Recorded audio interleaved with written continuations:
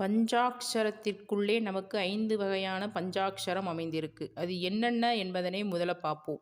ஸ்தூல பஞ்சாக்ஷரம், சூட்சும பஞ்சாக்ஷரம், அதிசூட்சும பஞ்சாக்ஷரம், காரண பஞ்சாட்சரம், மகாகாரண பஞ்சாக்ஷரம் அப்படின்னு நமக்கு 5 வகையான பஞ்சாக்ஷரம் சொல்லப்பட்டு இருக்கு.